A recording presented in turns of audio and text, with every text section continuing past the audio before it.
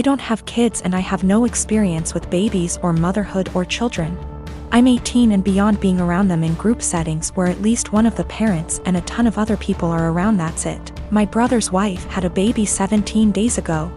I didn't go visit them yet, but my brother and sister-in-law sent me some pictures. My brother said our cousin Rachel was around a lot because my sister-in-law is having trouble breastfeeding and Rachel is a big believer in it and is helping her. I offered to help them if I needed it, and on Saturday they asked me to go to grocery store for them because no home delivery had an open spot. When I dropped the food off, I was shocked at how bad my sister-in-law looked. She literally looked like the Walking Dead. Barely awake and not showered, and she was actually crying because she was so frustrated. It actually scared me how bad she looked. At first I didn't want to butt in, but it bothered me so much I went back to the store and got a can of baby formula. I figured it would give her a break and my niece could eat.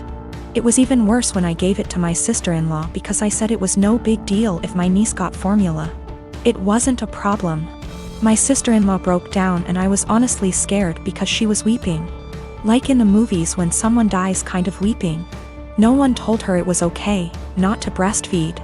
She felt so guilty because of Rachel butting in and no one telling her formula was okay. I actually ripped my brother a new one because he sat back while my sister-in-law suffered. There was no way he didn't see how bad she looked. No offense, but she looked terrible. I got my sister-in-law to shower after my niece ate and fell asleep, and I changed the sheets on the bed and told my sister-in-law to sleep while my niece slept, and I said I would get more baby formula. I thought I did the right thing because my sister-in-law actually stopped crying, showered and slept, and the next 3 days she looked better and didn't cry again. My niece gets full. My idiot brother smartened up and told Rachel to stay away, and everyone else, especially our parents and SIL's parents, to butt out. They take turns feeding so they both can sleep. My parents and Rachel are furious at me. SIL's sister was in agreement with Rachel and left me an angry voicemail full of swearing. Rachel basically had sister-in-law holding the baby while topless 24/7, and my dumbass brother sat there and didn't help with the baby at all. Rachel breastfed all her kids until they could walk and talk and never had problems, but my sister-in-law obviously did. My dad said I overstepped and should not have butted in. I was scared shitless after seeing sister-in-law on Saturday. Since I'm not a mother or baby expert, I have no idea what it is like with a newborn. I'm second-guessing now after feeling like I did the right thing because everyone is angry with me. I come from a conservative Christian family. All my family members were / are involved in the church and have church-based jobs. When they met my wife, they loved her and embraced her as their own. We dated for 2 years and discovered she was pregnant after we got engaged. Invitations were already given at the time, and we decided to still have the wedding on date when my wife was 5 months in. My family were furious when they found out my wife was pregnant. They asked if we even still considered having a wedding.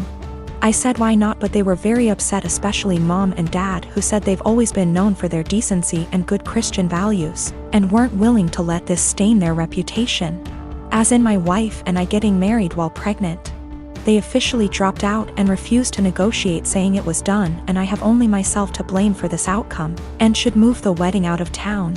I was hurt. I tried to change their minds and checked with other members, but my brother said he had no intentions to look like a joke in front of his fellow church members and dropped out. My aunt pretended to be sick and said she may not be able to make it. She's 100% healthy. My cousin said he had business trip and stopped his wife and kids from attending, and my uncle cussed me out, torn the invitation, and kicked me out. I felt terrible with no family members of my own to support me and share my joy at my wedding. I even broke down crying after the ceremony. I haven't spoken to them for months and then got busy with my 4-week-old daughter. My cousin reached out to hand me gifts and well wishes for the birth of my daughter sent from my family. I returned everything. He sat with me on behalf of the family, saying I shouldn't have returned gifts that were from my family who want to see and hopefully be involved in my daughter's life. He said Mom's longing to meet her grandbaby and everyone else is wanting to visit soon to celebrate my daughter's life. I asked him this question. I said, wasn't my daughter the reason why the entire lot of them abandoned my wedding? He just stared grudgingly as I went on about how they treated my daughter as something to be ashamed of and hide. My daughter at some point will ask about the wedding, and I have no intentions on lying to her. He replied saying he guaranteed I got it all wrong and no matter what goes down between us I can never deny that my daughter is their granddaughter, //niece / etc. and they're her family. He asked that I arrange for them to visit but I refused. He kept pressing the idea but I shut him down. My wife says I should let them come but I still refused. I have a daughter Sadie with my ex-husband John. We got divorced 5 years ago and I have primary custody while he sees her 2 weekends a month. Last year, he got married to Amanda who has sole custody of her kids from a previous marriage. Amanda is a SOM, not for any health reasons or so on, she just doesn't want to work, while John works at a 9 to 5. He makes good money to support them, but not enough to live in luxury. I have a much higher paying job. Since it's just me and Sadie, I make sure she has the best possible life. She goes to a private school, set her up a college fund, and she has much better things than most kids, phone, clothes, etc. I still manage to raise her to be humble and not take things for granted, and she's one of the hardest working people I know. Always making sure to get good grades and keep her room tidy. Well, the last few times she came back after a weekend at John's, I noticed that the clothes she was bringing back in her duffel are A, not her size and B, much cheaper and poorer quality than what I usually buy for her. I asked her why that is and she told me that while she's at her dad's, Amanda takes away her nice clothes and gives them to her kids while Sadie gets the clothes they buy from Target. I asked her if she wanted them back but she said she didn't mind sharing since all her favorite clothes were kept here. The problem came when I went to pick her up last weekend.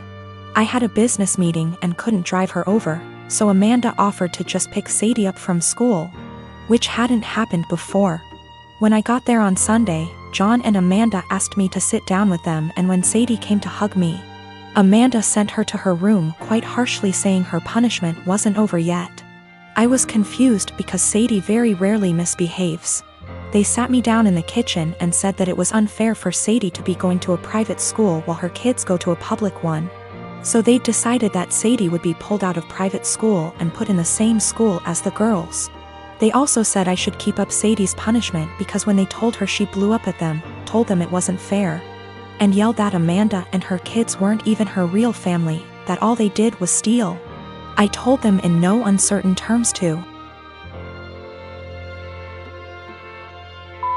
off.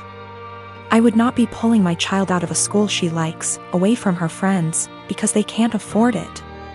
I told them they could easily make as much money as me if Amanda started working in her field because she has the qualifications, and the job market is very good. I told them their money problems are not my issue, and if Sadie's items get stolen again or they try to pull her out of school, I'll be taking this to court. They've been blowing up my phone ever since, calling me a selfish. And after telling the story to a friend, he told me I was rubbing my success in their face. But I still don't feel like I did anything wrong. I got temporary guardianship while waiting for a court hearing. We're going to try to get full custody and have John get 1 day a week of visitation, supervised for at least the first few months, and no contact with Amanda or her kids. This way, he still sees Sadie just as much and they can try to repair their relationship, but she doesn't have to go back there. All contact between us is made through emails which are CC'd by my lawyer, and I've asked for Sadie's things back. I've talked to Sadie and we've decided that she's going to try therapy for a little while to help deal with everything that's happened. We've had the hearing and our custody arrangements been modified. Any and all decisions relating to Sadie are made by me, and me alone. John has supervised visitation once a week. And Sadie will continue in therapy to deal with all the issues Amanda and company have caused her. They tried to push for 50//50 custody split on grounds of alienation. So me trying to put Sadie against her father. But we made it clear from the start that we wanted to keep Amanda and her children away, and wanted supervision only because we don't feel safe leaving him alone as of yet, but that we were open to modifications. Thanks to that, the proof of stealing, and Sadie's therapist's testimony, their claim was thrown out pretty quickly. Amanda's pissed, and has tried to contact me and Sadie, but I made it clear to her that if she keeps harassing me or my daughter, I'll have to make this known to the authorities. Sadie and I have blocked her everywhere, and any communication between John and us is made through text messages or emails only.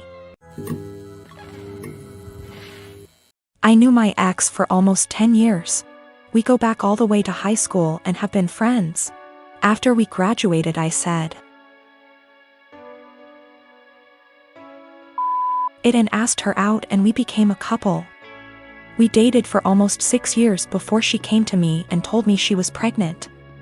I won't lie, I loved her at the time, and this was actually quite exciting to me, so I proposed. She, however, seemed super worried. I sat down and talked with her about it. I told her that even if she did decide to terminate the pregnancy, I would be by her side and still wanted to marry her. She was super awkward about it, but decided to keep the child and accepted my proposal. These past 7 months have been a roller coaster. She moved in with me and we began getting ready for our daughter's birth, and we were planning on getting married after she is born.